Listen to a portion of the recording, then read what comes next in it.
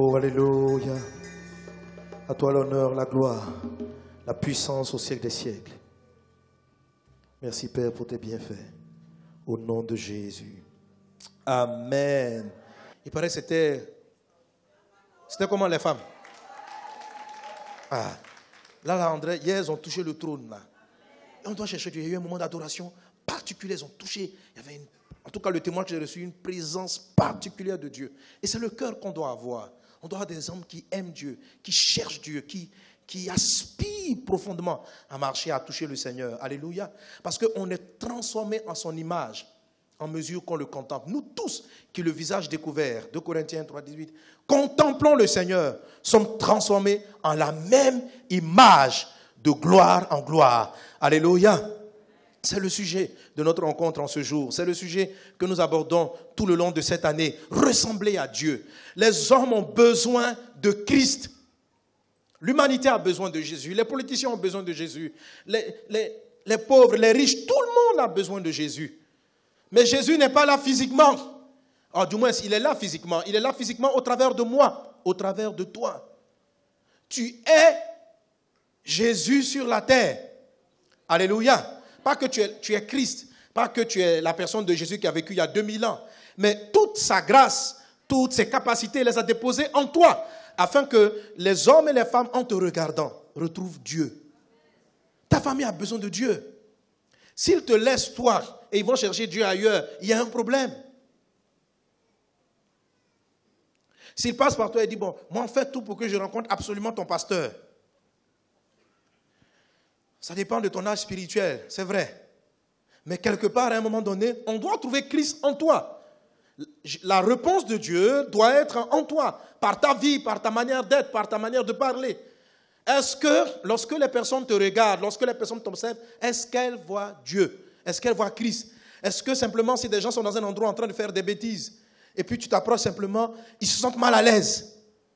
Est-ce que les personnes se sentent mal à l'aise dans leur iniquité lorsque tu viens t'asseoir avec elles?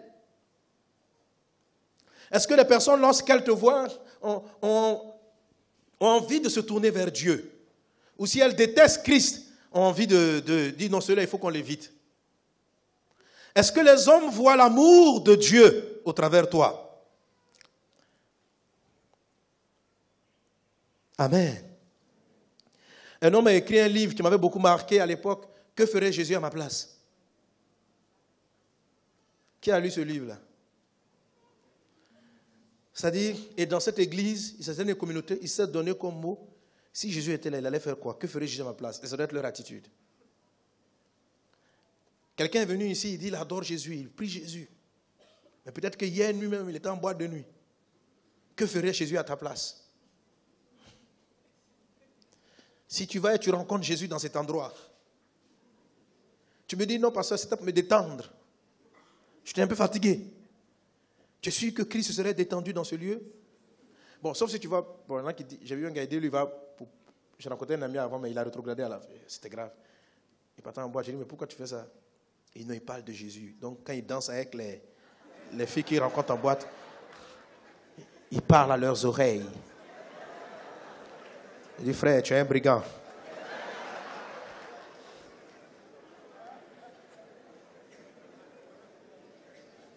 Alléluia. Gloire à Dieu. Cette année, nous voulons ressembler à Christ. Nous voulons que dans nos maisons, dans notre vie professionnelle, les hommes voient Christ au travers de nous. Dans toute sa dimension, dans ces 4 dimensions. Dans ces 4 dimensions. Qu'on voit Christ au travers de nous dans sa dimension d'agneau. C'est-à-dire dans sa douceur. Parce que tu peux représenter Christ parce que Dieu fait des guérisons par toi. Mais tu n'es pas doux.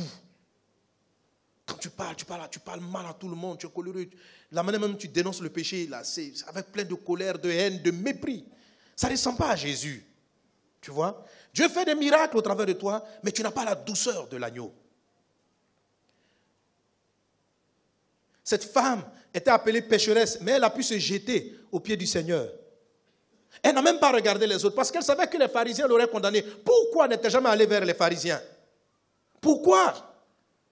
Parce qu'il y avait quelque chose que Jésus dégageait.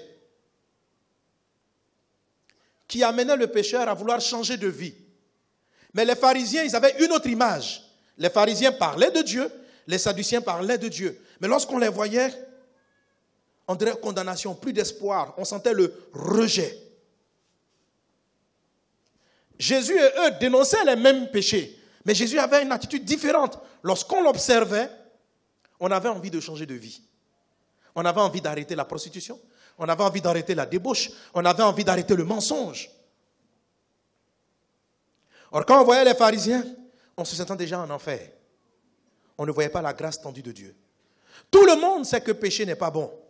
La plupart des hommes se posent la question de savoir comment ils vont s'en sortir.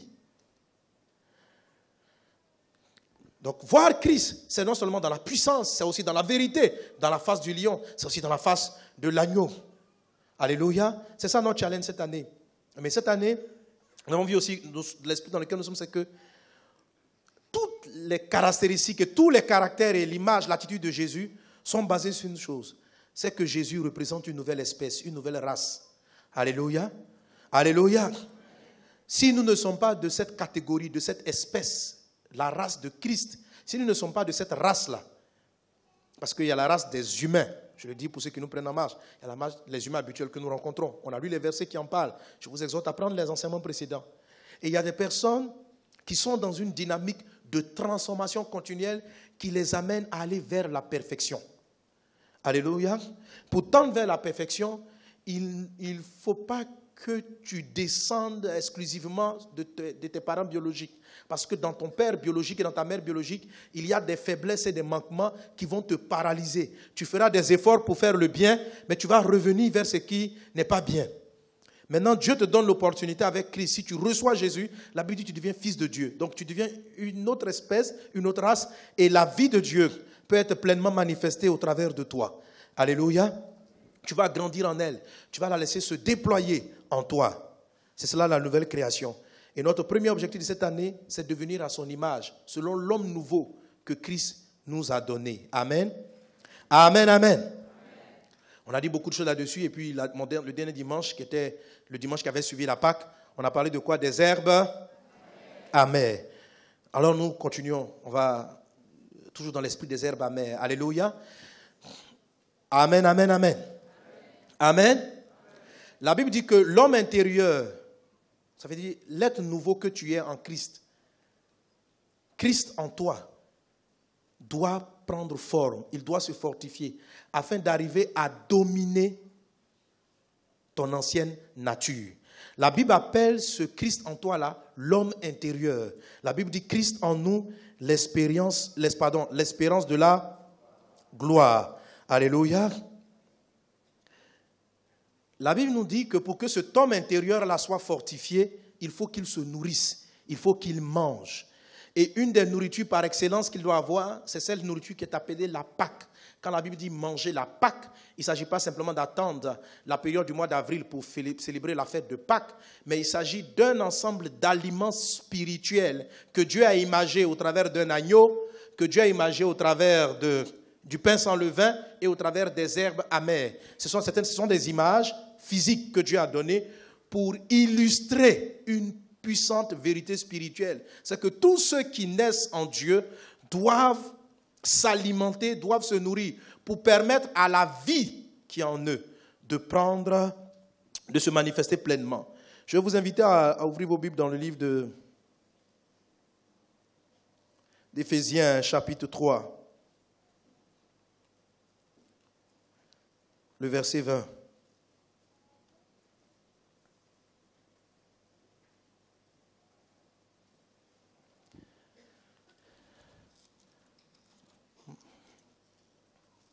Éphésiens chapitre 3, verset 20. On l'a à l'écran, il est dit « Or, à celui qui peut faire par la puissance qui agit en nous, infiniment au-delà de tout ce que nous demandons ou pensons. » Je veux qu'on le lise ensemble. 1, 2, 3.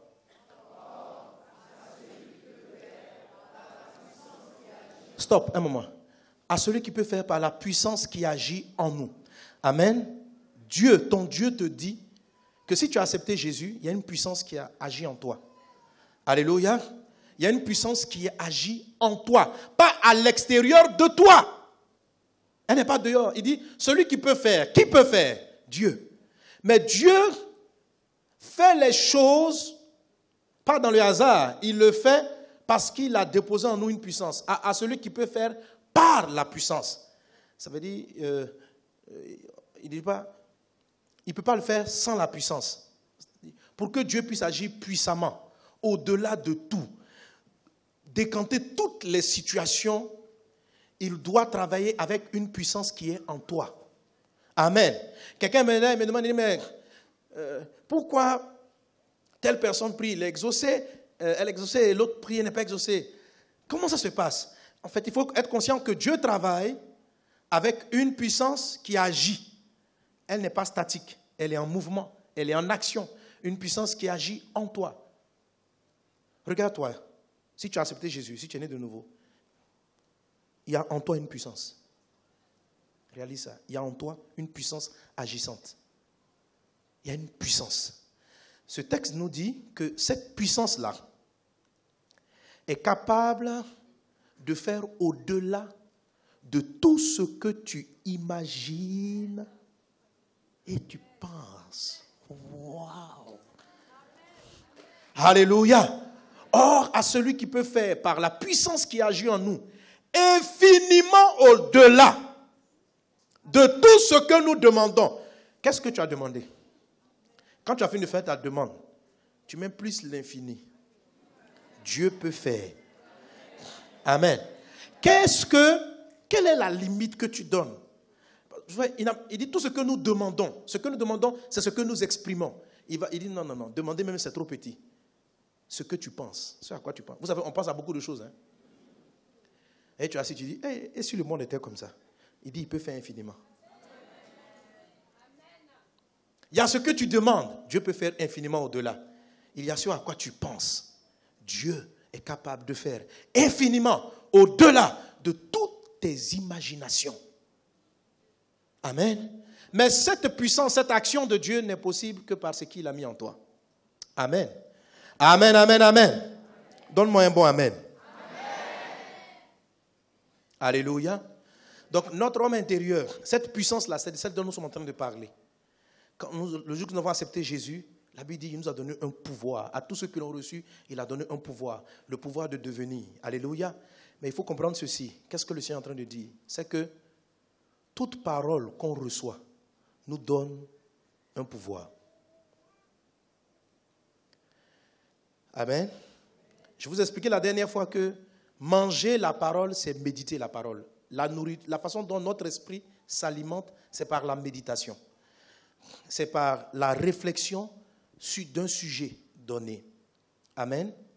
Alléluia. C'est ce que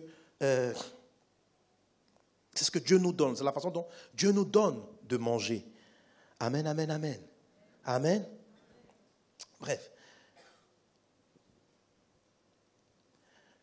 Pour revenir à l'histoire, à ce repas-là que nous mangeons en ce qui concerne la Pâque. Lorsque nous nous nourrissons, notre être intérieur grandit, comme je l'ai dit tantôt. On a parlé de manger l'agneau, manger le pain sans levain. Et puis on est arrivé sur ce que le Seigneur appelle une nourriture, qu'on appelait les herbes amères. Toutes ces choses-là fortifient l'être intérieur, la puissance qui agit en toi, pour lui donner de se manifester, pour prendre le contrôle dans ta maison, dans ta vie, tout autour de toi. Alléluia. Pour que cet homme soit fort, il faut qu'il mange. Il faut qu'il mange quoi? On avait dit la dernière fois, les herbes amères. Et j'ai dit tantôt, je veux continuer sur ce que j'appelle manger les herbes amères. Amen. Amen, amen. Dis avec moi encore, herbes amères. Herbes amères. Qui est-ce que ça a aidé de manger les herbes amères? Moi, j'ai vu au sortir du culte, il y en a qui disent, non, il faut brouter les gaz, il faut bien manger. Un qui dit, on va manger beaucoup d'herbes amères. Amen. Alléluia. Donc, j'ai dit, c'est la pensée. Ce que je médite, je me nourris de ce que je médite. Ou bien encore, je nourris mon esprit des choses que je le laisse méditer, sur lesquelles je le laisse cogiter. Je dois donc choisir délibérément, c'est-à-dire volontairement, les sujets sur lesquels je souhaite m'attarder dans mon esprit. C'est cela, manger. Alléluia. Il y a d'autres éléments de la nourriture de l'esprit dont nous aurons l'opportunité de parler plus tard. Mais nous sommes toujours dans les herbes amères. Manger les herbes amères, nous l'avons dit, c'est volontairement anticiper la douleur. La Bible dit de même que Christ a souffert, vous aussi, armez-vous de la pensée de souffrir. Et nous avons traité, il y a 2 dimanches, sur la façon dont il faut traiter avec ce qui est censé créer en nous de la colère ou de l'amertume. Alléluia.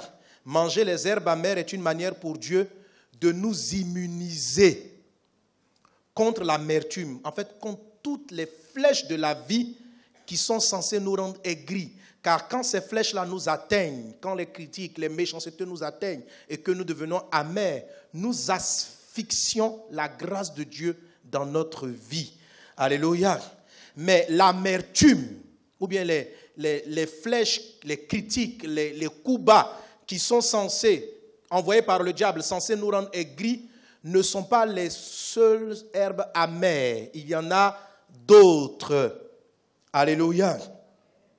Les choses dont je veux parler maintenant, vous avez, en plus de ce qui vous rend en colère, ce qui vous met en colère, les frustrations, vous avez la peur. Et vous avez donc la peur et l'anxiété. Vous avez donc ces 2 choses. La peur, je l'assimile à la peur et à la honte. La peur et la honte. Et puis, je vais parler aussi de l'anxiété, très rapidement. La peur et la honte, vous pouvez les assimiler, vous pouvez les mettre bon. La peur et l'anxiété, ils vont tous ensemble, alléluia. Mais je vais faire une distinction. Donc, manger les herbes amères, dans ce que nous avons dit la dernière fois, c'est aller volontairement dans la pensée. Je médite là-dessus. Je sais que ça peut m'arriver. Et puis je dis, si ça m'arrive, gloire à Dieu. J'ai expliqué tout ça la dernière fois. C'est affronter. Alléluia. Dieu ne veut pas que demain, tu sois quelqu'un qui soit amer. Pour t'immuniser, pour ne pas que ton cœur soit amer, il te dit, mange déjà, médite déjà. Alléluia, cela. Amen. Il y a encore une autre chose qui détruit l'âme et qui l'empêche vraiment de s'épanouir. L'inquiétude et l'anxiété. Je dis donc cette partie, par les herbes amères, immunisez-vous des inquiétudes et des anxiétés. Luc chapitre 8, verset 14. Luc 8, 14. Il est dit, ce qui est tombé parmi les épines, ce sont ceux qui, ayant entendu la parole, s'en vont et la laissent étouffer par les soucis, les richesses et les plaisirs de la vie, et ils ne portent point de fruits qui viennent à maturité. Amen. Luc chapitre 8, verset 14. Vous connaissez toute cette histoire. Jésus parle de semeur qui est sorti pour semer. Il y a une graine qui est tombée sur le chemin, une autre est tombée dans l'endroit où il y avait des pierres, et puis il y a une autre graine qui est tombée dans un endroit où il y avait des épines. Et voilà ce que le Seigneur dit. Il dit donc cette plante-là a poussé parce que la terre était bonne. Ça veut dire c'était un cœur, parce que la terre représente le cœur, dans ce cas, un cœur réceptif. Et la Bible dit que sur ce cœur réceptif-là, il y avait des plantes avec des épines, qui représentent ce qu'il a dit, les soucis, les inquiétudes, la course aux richesses. Et la Bible dit que sur cette terre-là, où la graine, la vie de Dieu a été amenée, la plante qui est sortie de cette vie, c'est-à-dire la vie divine, a été comme étouffée par les épines. Amen. Il y a une puissance qui agit en toi, qui est capable de faire au-delà de tout ce que tu imagines et tu penses. Tout. Mais cette puissance-là peut être limitée. Il dit, la graine a donné un fruit, le fruit n'est pas arrivé à maturité. Amen. Luc 8,14 dit, la plante qui a été semée dans les endroits pleins d'épines a donné un fruit, mais le fruit n'est pas arrivé à maturité. Ça parle un peu du fait que Dieu commence un processus, mais le processus n'aboutit jamais. Dieu commence à te rendre patient, mais à un moment donné, l'impatience reprend le devant. Pendant que tu as fini d'écouter la parole de Dieu, tu as fini d'écouter un bon message, Dieu te donne une vie de prière, la vie de prière commence à prendre, et puis à un moment donné, quelque chose vient l'étouffer. Et puis elle s'éteint à nouveau. Ceux qui ne traitent pas avec les herbes amères dans cette caractéristique que je vais donner, commencent à voir les choses de Dieu se manifester dans leur vie, et elles voient encore les mêmes choses de Dieu qui finissent par s'éteindre.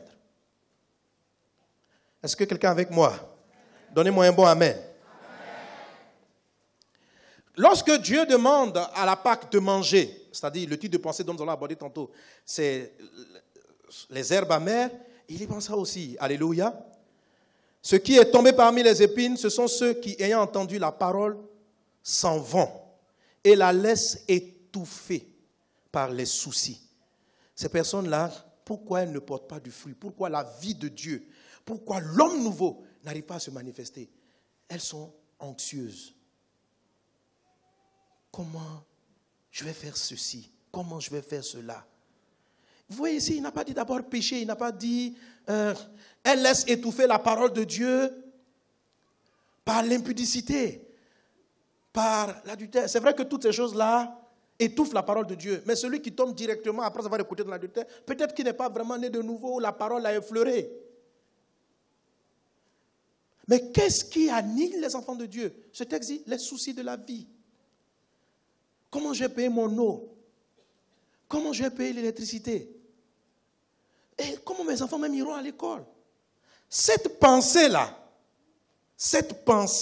la pensée des choses, est-ce que quelqu'un se soucie au hasard? Bon, même s'il y en a quand même, ça dit rien ne leur est arrivé, mais ils sont là. Et puis ils sont anxieux. La Bible est claire que les soucis de la vie asphyxient et étouffent la parole de Dieu. Amen, amen, amen, amen, amen. Amen. Alléluia. Alléluia.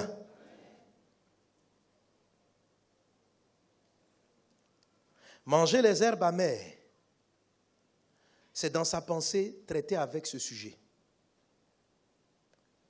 Alléluia. Avec tout ce que Jésus dit ceci. Comment ça se fait? Philippiens chapitre 4, verset 6 dit, ne vous inquiétez de rien, mais en toute chose, faites connaître vos besoins à Dieu, par des prières et par des supplications avec des actions de grâce. Et la paix de Dieu qui surpasse toute intelligence gardera vos cœurs et vos pensées en Jésus-Christ. Alléluia. Alléluia. Ne vous inquiétez de rien, mais en toute chose, faites connaître vos besoins à Dieu, par des prières et par des supplications. Et la grâce de Dieu qui surpasse toute chose gardera vos cœurs. Il y a des situations dans la vie qui semblent effrayer. Lorsque tu vois le salaire que tu as reçu finir vers le 10 du mois, un souci naturel peut arriver à toi pour te dire comment est-ce que tu vas finir le mois. Et aujourd'hui, dans notre monde, il y a beaucoup de déficits, il y a beaucoup de manques en tout. Ces soucis-là, qui pour vous paraissent anodins en ce qui concerne votre vie spirituelle, ne le sont pas. Ils détruisent, ils étouffent la vie divine en nous. Il faut traiter avec eux, il faut les affronter. Alléluia. Alléluia. Amen. L'inquiétude, lorsqu'il dit de ne pas s'inquiéter, vous savez, il y a une différence entre l'inquiétude et puis le fait d'appréhender une chose. Ce n'est pas pareil. L'inquiétude ou l'anxiété, c'est le fait de regarder le futur avec un malaise, une pensée, ça dit, un peu de peur, quoi. Vous me suivez? Tu ne regardes pas le futur avec sérénité, avec joie. Alléluia. Alléluia. Dans un monde plein de soucis, ça vous empêche de méditer sur la victoire, de méditer sur la gloire de Dieu et ce que le Seigneur va faire. Qu'est-ce que la parole de Dieu dit de faire? C'est ce que je vous donne. C'est que chaque fois que l'inquiétude vient, faites ceci. Ne réagissez pas. Entrez dans votre chambre et puis sérieusement, priez. La Bible dit, ne vous inquiétez de rien, mais en toute chose, faites connaître vos besoins à Dieu par des prières et par des supplications. Faites-les connaître. Parlez à Dieu. Alléluia. Parlez à Dieu. Beaucoup de personnes n'expriment pas leurs besoins dans la prière. En fait, lorsqu'ils vont, tu penses qu'ils ne prient pas. Ils sont couchés et puis ils ruminent. Ce n'est pas la prière. Ils disent, mais c'est une manière pour moi de l'exprimer à Dieu. Tu ne pries pas. Prier, c'est prendre une position. Réellement, tu n'as pas l'argent pour finir le mois. Est-ce que tu as sincèrement prié pour que Dieu glorifie son nom et que tu finisses le mois? Tu as prié? Je suis sûr que 90% ne prient pas. Ils pensent. Ça veut dire, en fait, ils sont assis. Et comment je vais finir le mois? En fait, mais ils se disent que l'inquiétude est une prière. L'inquiétude n'est pas une prière. Ils se disent que c'est une manière d'exprimer à Dieu sa douleur. C'est faux. Le texte dit, ne t'inquiète pas, mais fais connaître, un peu comme si Dieu ne connaissait pas. Regardez le texte. Il dit, ne vous inquiétez de rien. Ramène-moi le verset. Mais en toute chose, faites connaître. Faites connaître. Dieu, comment on doit te faire connaître quelque chose? Faites connaître vos besoins à Dieu. Faites connaître vos besoins à Dieu par des prières et par des supplications. Faites connaître. L'inquiétude qui ne prie pas et l'inquiétude qui se dit, Dieu le sait. Et tu es là, Seigneur, ne vois-tu pas ma douleur? Ne vois-tu pas ma douleur? Ou bien que tu es couché dans ton lit en train de ruminer, marmonner. En fait, dernièrement, je pensais à ce sujet. Et puis, le Saint-Esprit m'a dit clairement, tu sais que les gens ne prient pas. Les gens, ils se disent que c'est automatique. Dieu, lisant dans nos pensées, il sait ce qui nous angoisse. Donc, s'il sait ce qui nous angoisse, il doit intervenir. Or, il ne va pas intervenir. Et effectivement, tu auras des sérieuses difficultés à finir le mois. L'argent même est vraiment insuffisant. Il faut faire l'exercice de t'asseoir sérieusement et d'attaquer le problème en face. Et puis de dire mot pour mot, Seigneur, je ne sais pas comment inscrire mon enfant. Mais j'ai confiance en toi, tu peux le faire, étends ta main. Et si tant que l'angoisse continue, tu pries. Seigneur, étends ta main. Glorifie ton nom. La Bible dit, il va se passer une chose. Et la grâce de Dieu, qui surpasse toute intelligence, va garder tes pensées en Christ. Pourquoi? Parce que l'inquiétude détourne tes pensées de Christ. La grâce de Dieu qui surpasse toute intelligence gardera vos cœurs et vos pensées. La pensée, c'est ce qui nourrit l'esprit. Amen. Il dit donc, il va changer ton alimentation. Il va faire quoi? Il va garder ta pensée en Christ. Christ, c'est qui? C'est la puissance qui agit en toi. Quelqu'un me suit? Si vous ne passez pas par cette prière systématique, d'expression claire et précise, sans anxiété de vos défis et challenges, vous n'aurez pas cette paix intérieure. Alléluia. Au début, même quand tu pries, même tu as peur. Mais fais-le quand même. Parle. Ouvre ton cœur. Exprime. Exprime. Et tu vas sentir dans ton cœur une certaine paix. Tu vas sentir en toi une certaine sérénité. Quand tu vas l'exprimer mot pour mot. Seigneur, je souhaite faire ce voyage, mais je n'ai pas encore l'argent du billet. Là, je parle à quelqu'un. Seigneur, accorde-moi. Quand vous avez des soucis, voilà comment vous réfléchissez plutôt. Qui me donnera l'argent? Qui me donnera l'argent? Où vais-je trouver l'argent? Et la date s'approche. La date s'approche. Et Dieu, touche mon oncle. Oh, touche mon oncle. Tout ça, ce n'est pas la prière. Ce sont c'est l'anxiété. C'est les inquiétudes. Ça ne marche pas. Ça ne produit pas. Tu n'as pas encore prié. Tu dois faire connaître à Dieu ton besoin. Alléluia. Touche un voisin. Dis-lui, mange les herbes amères. Amen, amen. Quelqu'un est-il avec moi? Alléluia. Pourquoi? Matthieu chapitre 6, verset 25, il dit, c'est pourquoi je vous dis, ne vous inquiétez pas pour votre vie, de ce que vous mangerez, ni pour votre corps de quoi vous serez vêtus. La vie n'est-elle pas plus que la nourriture et le corps plus que les vêtements? Alors, quelle est la pensée? Quelle est la pensée que l'enfant de Dieu doit avoir? Il dit, ne regarde pas ce que tu n'as pas.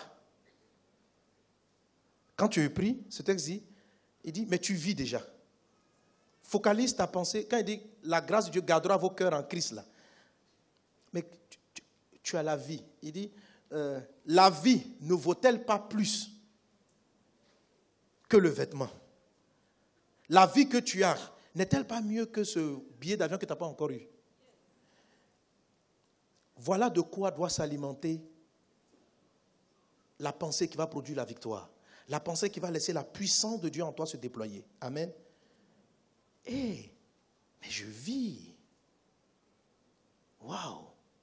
Gloire à Dieu. Alors celui qui s'inquiète et qui devient anxieux, je n'ai pas l'argent pour payer le loyer. C'est une pensée aussi. Tu nourris ton esprit des sujets sur lesquels tu médites. Mais toi, tu médites autrement. Il m'a donné la vie. Il m'a donné la paix. Il m'a donné la joie. Rappelle-toi, Dieu va t'exaucer. Tu auras l'argent pour payer ton loyer.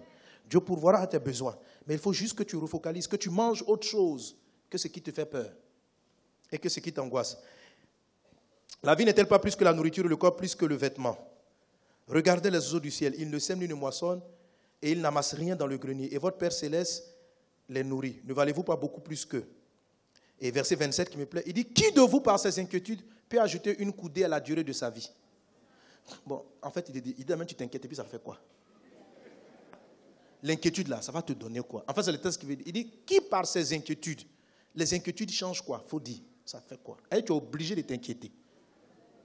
Il dit, qui de vous, par ses inquiétudes, peut ajouter une coudée à la durée de sa vie? Donc, le temps que tu passes d'être anxieux là, comment mon enfant va manger? Est-ce que ça peut nourrir ton enfant? Comment va-t-il aller à l'école? Est-ce que l'inquiétude va te donner l'argent pour l'école? Il dit, mais comme l'inquiétude ne donne rien, pourquoi prendre ton temps pour rester avec elle? C'est ce que ça fait. Est-ce que tu es obligé de t'angoisser? L'angoisse n'attire pas la réponse favorable. Bien au contraire, elle éloigne. Il faut le calme et la paix de Dieu. La grâce de Dieu qui surpasse toute intelligence gardera vos cœurs en Christ. La paix de Dieu. Il faut la paix. Alléluia. Dieu même sait. Il dit, regarde les eaux du ciel. Il dit, Dieu sait que ton enfant doit aller à l'école. Dieu sait que tu dois donner l'argent du loyer. Dieu en est conscient. Mais il dit, fais-le connaître encore. Par des prières, tu supplies. Mais on peut supplier sans être angoissé. Seigneur, je t'en prie, glorifie ton nom. Parle-lui clairement. Expose les choses mot pour mot. Ne te lasse pas de prier. Alléluia. Et quelqu'un dit avec moi. Amen, amen. Il dit, qui de vous, par ses inquiétudes, peut ajouter une coudée à la durée de sa vie? Et pourquoi vous inquiétez-vous au sujet du vêtement? Considérez comment croissent les lits des champs, ne travaillent ni ne fil. Amen, amen, amen. Alléluia. Et je vais terminer rapidement avec ce dernier point des herbes amères, qui est la peur. Je vais aller rapidement. Dis avec moi la peur. Voici en sorte quelque chose encore qui paralyse notre vie dans le Seigneur. Amen. Peut-être que, si Dieu permet, je reviendrai encore quelques points là-dessus. La peur. Il y a des choses dans la vie qui vous effraient. Ou bien la peur, ce qui vous effraie, crée en vous ce qu'on appelle de la timidité. Vous empêche de vous exprimer, d'exprimer clairement les choses. Amen. Ok. 2 Timothée chapitre 1 verset 6. 2 Timothée 1, 6. Paul dit ici à Timothée, c'est pourquoi je t'exhorte à ranimer le don de Dieu que tu as reçu par l'imposition de mes mains. Car ce n'est pas un esprit de timidité que Dieu nous a donné, mais un esprit de force, d'amour et de sagesse. N'aie donc pas honte du témoignage à rendre à notre Seigneur, ni de moi son prisonnier, mais souffre avec moi l'évangile par la puissance de Dieu. Alléluia. L'apôtre Paul dit ici à Timothée, tu as reçu un don par l'imposition des mains. Il faut le ranimer. Autrement dit, ce don-là avait disparu. Quelqu'un me suit? Il y a des choses que vous avez reçues de Dieu. Des dons, des grâces. Il y a une puissance qui agit en toi. Mais cette puissance-là, lorsqu'elle est confrontée à la peur, à la timidité, elle est atrophiée. Donc, ça produit un peu les mêmes effets que l'anxiété. La peur. La peur paralyse le potentiel d'une personne. La peur empêche la vie divine en nous de se manifester. Alléluia. Rappelez-vous ce que j'ai dit. Manger les herbes amères, c'est affronter dans la pensée le sujet et traiter avec lui. Avant même qu'il n'arrive, être victorieux, et puis ainsi on est immunisé contre l'adversité. Alléluia. J'ai vu un homme dans la Bible, le temps me manquera de lire l'histoire dans 1 Roi chapitre 19 du roi Akab. Je pense qu'au culte suivant je parlerai mieux de cette histoire. Du roi Akab et puis de Élie, le prophète Élie. Si vous lisez toute l'histoire de Élie, on connaît Élie, non? Ok, et puis Akab. Il y avait deux individus dangereux dans le royaume d'Israël, Akab et Jézabel. La plus dangereuse, c'était Jézabel. Le prophète Élie n'avait pas peur de Akab. Mais je ne sais pas pourquoi il avait peur de Jézabel. Oui. La Bible dit qu'il est parti affronter Akab. Il lui a dit, voilà ce que Dieu va faire. Réponds-toi. Akab même a envoyé des personnes pour le saisir. Élie a invoqué le feu du ciel, ça a consumé ces gars-là. Mais quand Élie a fait tuer les prophètes de Jézabel, la Bible dit, elle a fait dire à Élie que si ta tête est sur toi, attends, j'arrive, tu vas voir. La Bible dit Élie a fui. Vous voyez, est-ce que vous savez que c'est là que pratiquement le ministère d'Élie s'est arrêté? Parce que c'est après cette fuite que Dieu va lui dire, non, va prendre maintenant Élisée pour être prophète à ta place. Ce n'est pas qu'Élie était très vieux, mais c'était un message de Dieu.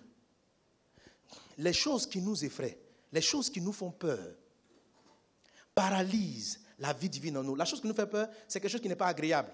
C'est pourquoi j'appelle ça quelque chose qui est amer. L'inquiétude, ce n'est pas agréable.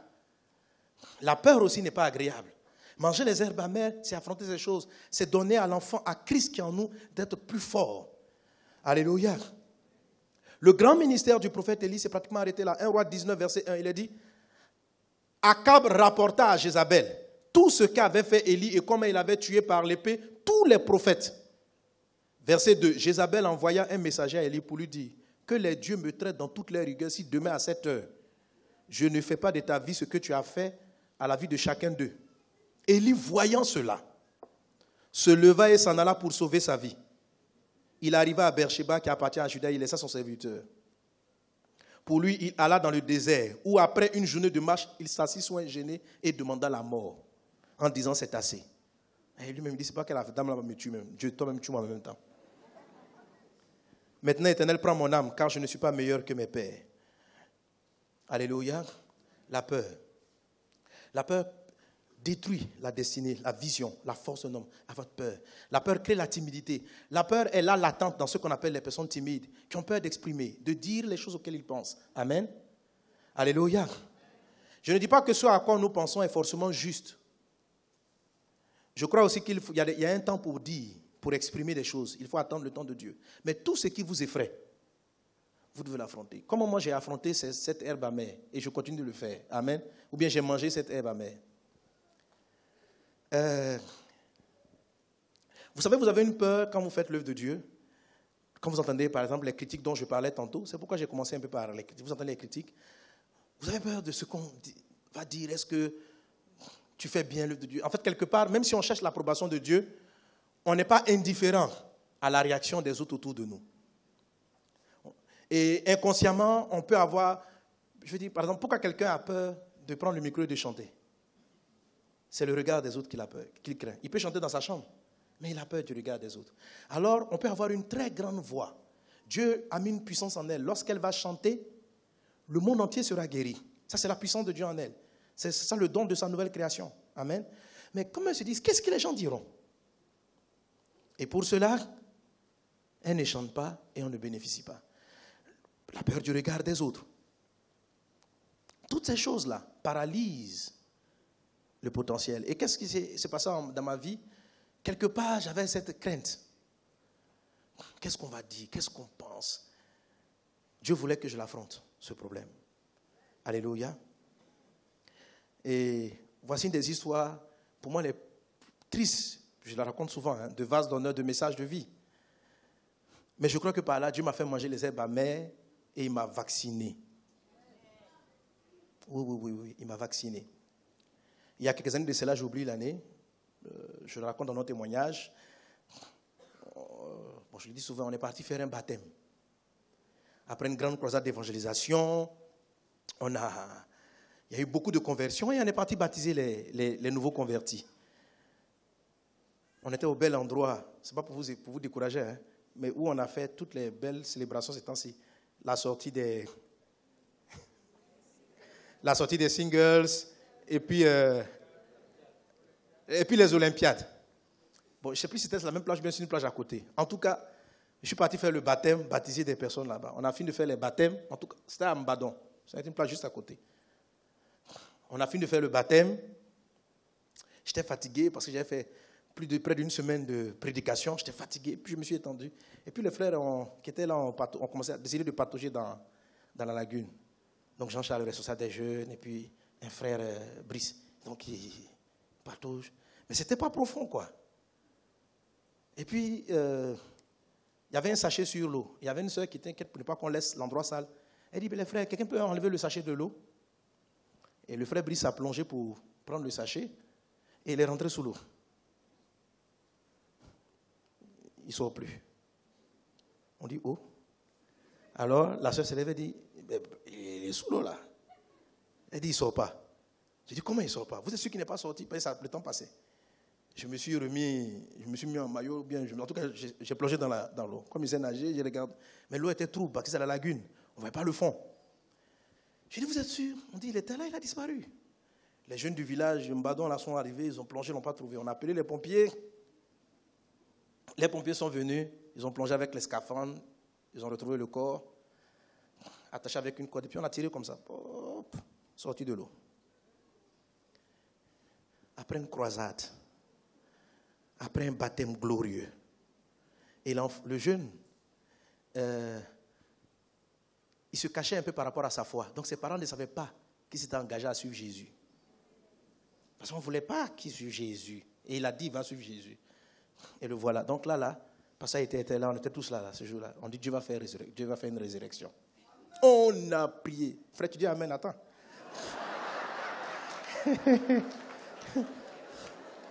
Regarde, on a prié. Prié. Niet, pas résurrection.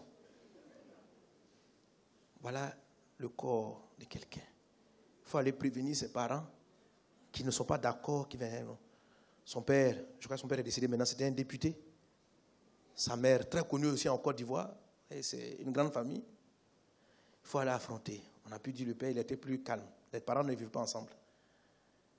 Il fallait dire à la mère, quand la mère m'a vu, oh de tout, sorcier. Toi, tout le monde prie. Toi, tu pries. Comment vous, dans votre histoire, on parle de Dieu et puis à la mort. C'est beaucoup de gens peuvent dire des choses comme ça. Et là, ce jour-là, je dis Dieu, ce qu'on doit dire, parce que si tu as permis que cela m'arrive, que ton nom soit béni. Je prends tout. Parce que c'est à toi seul l'honneur. Pourquoi j'ai peur? Pourquoi j'ai honte? Parce que je me dis que j'ai un honneur à garder. J'ai une dignité à garder. Et tant que j'aurai cette dignité à conserver, à vouloir garder, je vais tuer les choses. Il y a des choses que Dieu m'a demandé de faire, je ne vais pas les faire parce que je suis coincé par le quand dira-t-on. La peur. Qu'est-ce qu'ils vont dire? Ils vont apprécier mon message, ils ne vont pas apprécier, ils vont aimer. Toutes ces choses-là. Et ce jour-là, je suis passé, j'ai dit, Seigneur, je vais affronter ça. Quel que soit ce qu'on dit, j'accepte parce que les gens ont raison. Ce n'est pas normal. Tu prêches, les gens sont convertis et puis on baptise à la mort. Mais si tu veux que cela soit ainsi, qu'il en soit ainsi. Mes amis, ça, ce sont des herbes amères. C'est amer, frère. C'est vraiment amer. Ou bien ce n'est pas amer? Ah bon. Et je suis sorti de là. Et à l'époque, donc, on racontait beaucoup de choses. Mais j'ai pris ça. Je me suis plaint de personne, je n'ai critiqué personne, je n'ai répondu à personne. Parce que Dieu a voulu que je passe par là. Ça fait partie de mon ministère, ça fait partie de mon humiliation. J'accepte et je prends. J'ai été transformé après cela. J'ai été transformé. C'est comme si dans ton cœur, tu sens que tu n'es plus attaché à quoi que ce soit. Dieu m'a immunisé. C'était des herbes amères, mais il m'avait immunisé ce jour-là. C'est dommage pour le frère. Bon, le frère est auprès du Seigneur. Que le nom du Seigneur soit béni. Alléluia. On va le retrouver là-bas. Quand je le vois, j'ai dit, Brice, tu nous as fait un coup. Hein. C'est quelle manière ça? Tu te lèves, tu t'en vas comme ça, brusquement. Après ton baptême, c'était le dernier à être baptisé. On a baptisé tout le monde. Il y avait près d'une dizaine de personnes. Et puis la dernière personne, juste avant d'aller dans l'eau, passant, il était là attrapé, il a prié pour lui. Il y avait tellement d'onction, les deux sont tombés sous l'onction. On dit non, Brice va se relever, il sera un puissant serviteur de Dieu. Et puis un très bon frère, très serviable. Comme ça. Mais Jésus, que ton nom soit béni. Alléluia. Alléluia.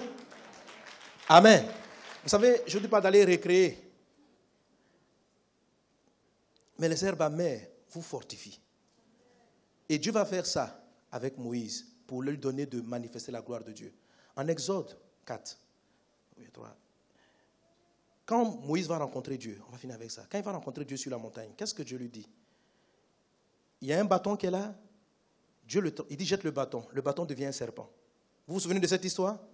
Et puis Dieu demande à Moïse de faire quoi? De faire quoi? D'affronter le bâton, d'affronter le serpent. Pourquoi Dieu a pris un serpent? À cause de Pharaon. Pharaon est une image du serpent. Vous voyez sur les chapeaux des pharaons là, il y a un cobra, il y a un serpent.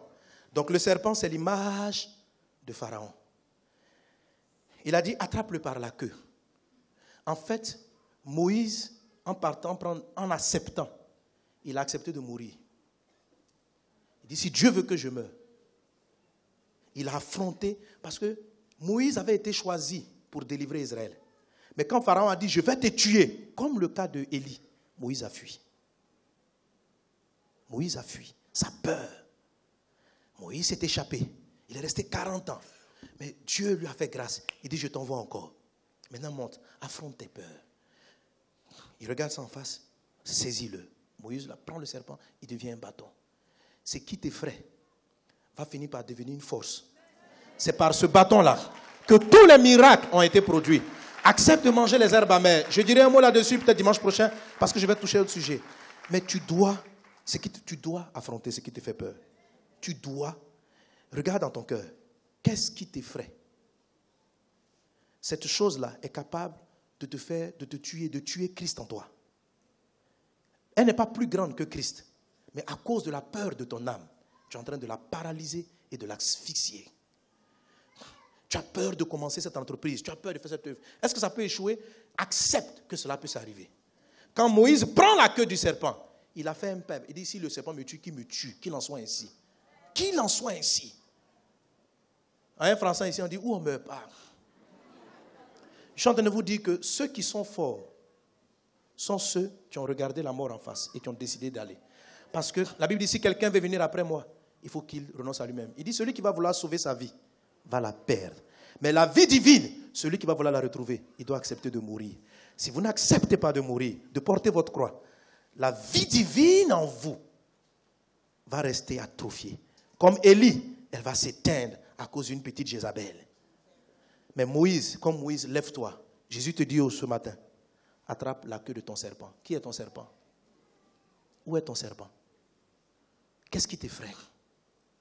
Prie le Seigneur. Dis, je ne vais plus fuir ce qui me fait. J'ai peur de parler. J'ai peur des gens. J'ai peur de ce qu'on va dire de moi. J'ai peur que le pasteur me parle mal. J'ai peur que les gens me critiquent. J'ai peur de ceci. J'ai honte. Je suis timide. Ça va te tuer. La vie en toi, elle doit s'exprimer. Va, concentre-toi, prie. Moïse a fui au début. Après, il dit non, où on ne meurt pas. Et il a attrapé. La vie, c'était un bâton. Ce qui te fait peur sera ton arme de la victoire. Que Dieu vous bénisse abondamment.